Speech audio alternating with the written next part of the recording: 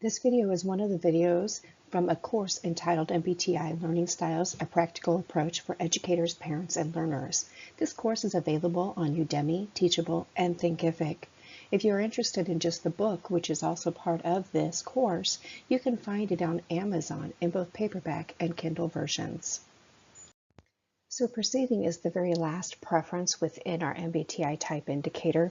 And again, this is dealing with the outside world, or how you prefer to deal with the outside world and your environment. So perceiver is all about flexibility and adaptation. As we look at this perceiver, please notice that your perceiver is right in the middle, right in the very center of the chart. And our perceivers are about what other people see. They want to be flexible. They want to be adaptable. They love surprises.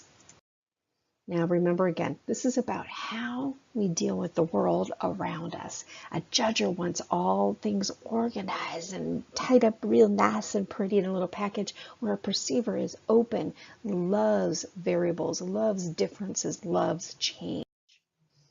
So your perceiver is curious. Curious George. Curious George is a perceiver right there, curious. So think about that. That is your key word for a perceiver, curious. Your learner question is, how can I use this knowledge? Why? Because that goes along with being curious. How are you going to use the knowledge? And you're curious as to ways you can implement it in a variety of situations. So a perceiver, let's look a little bit more at their learning style. They're curious, adaptable, and spontaneous. This is wonderful because you can do just about anything in a classroom and they're going to be excited about it. Now here's the other side of that coin. They're procrastinators. Because they love to improvise and they love surprises, they also kind of feel like rules and deadlines might be a little bit flexible too. Because since they are so flexible, they expect the world around them to also be flexible. This is really, really difficult for educators because these perceivers have difficulty completing tasks. Why is that? Because they're constantly floating on these waves of ebbs, these flows of energy, and they're not doing very well at managing the flow of energy at the times versus the ebb of energy. Therefore, they become these procrastinators. Many times they also are really overwhelmed because they will take on too many things at one time. They call it multitasking. Really, that does not work. It will not work. And because it will not work, then they postpone things. And they will especially postpone the things they love the least. So if it's an unpleasant task, you can be sure that a perceiver is going to put it at the bottom of their task list. Because of this, though, they are also really good at working under pressure and being good in emergencies. Why? Because they've dealt with them their whole life, right? They're open to new information and they're stimulated by anything that might be novel or new. And they're going to seek out as much information as they can. They need to have all the answers before they ever will start an assignment or even start a question. So as an educator, you're going to see this student ask you a million questions and you think, I already answered that question. How many more ways can I answer that same question? Why? Because a perceiver needs to gather as much information as they can before they approach an assignment or a task. Here's their cognitive environment. Fast-paced, quick, move from one topic to the next, and lots of interaction. Lots of talking, lots of frequent breaks. They're going to want their water bottle. They're going to want a snack. They are really excited about learning as long as it doesn't have a lot of structure. You want as little structure as possible, but instead include in your instructional techniques more surprises, and be sure that you give them lots of new information, because new information energizes this learner in ways that you cannot begin to imagine until you witness it. They thrive on change. So when you rotate between activities and teaching methodologies quickly, you're going to notice that they get super excited and they will jump into their next task very quickly. So they work well as an independent learner, they work well in partners, and they work well in groups. So they're very, very versatile in this aspect. So let's look at some of our teacher tips. What do you do with all this information? Well, of course, we've already discussed a little bit that you need to have frequent change and frequent activity. And this can be difficult when you're talking about a thinker who needs more structure and routine. These people here need flexible due dates. Now again, can you see a problem here? You've got flexible due dates here, whereas your contrast is your thinker who needs firm deadlines. This is going to drive your thinker batty, isn't it? These perceivers, they need lots of creativity and they need to understand why they're doing something.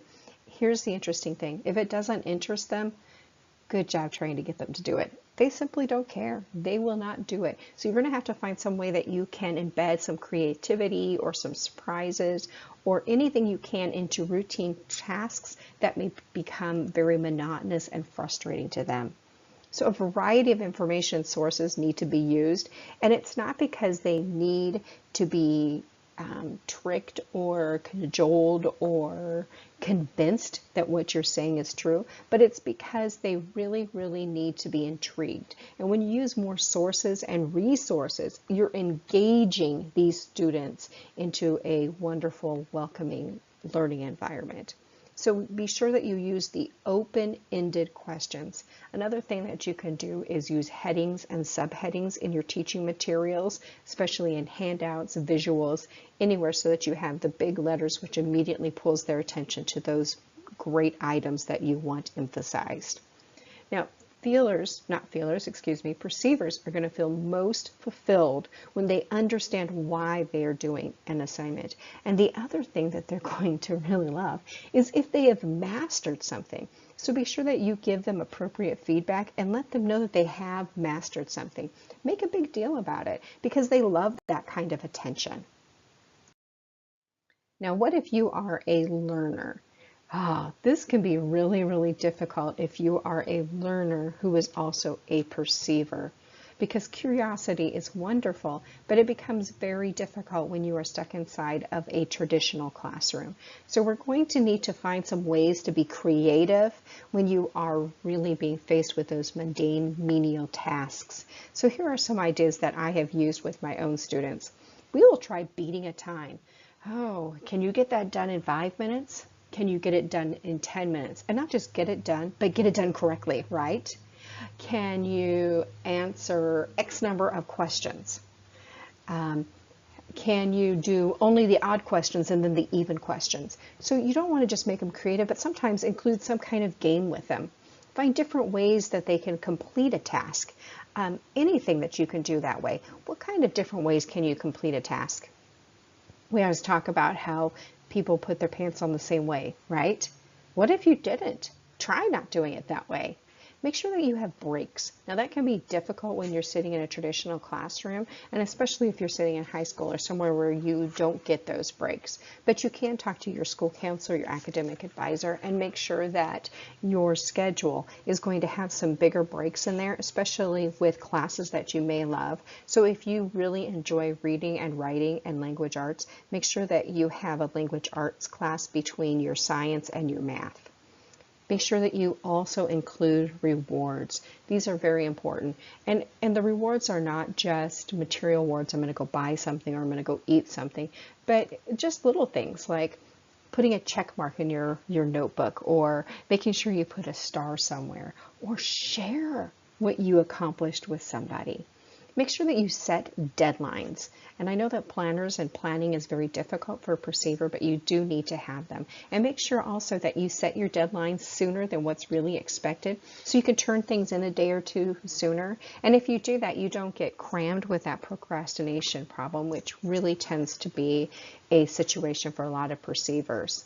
Set your goals and then make sure that you have sub-goals so that you can get your time in and that you can complete all of your assignments. Optimize that flow of energy. Remember, we're talking about the ebb and the flow. So many times perceivers have a difficult time recognizing the most efficient way to use the flow of energy. Be sure that you do that. Be sure that you look at and you really ponder and see how is it that you can use your flow of energy in a more efficient way. Lastly, use colors, doodles, diagrams, anything to create a visual thing, to be creative and to intrigue and to pull your eyes into something.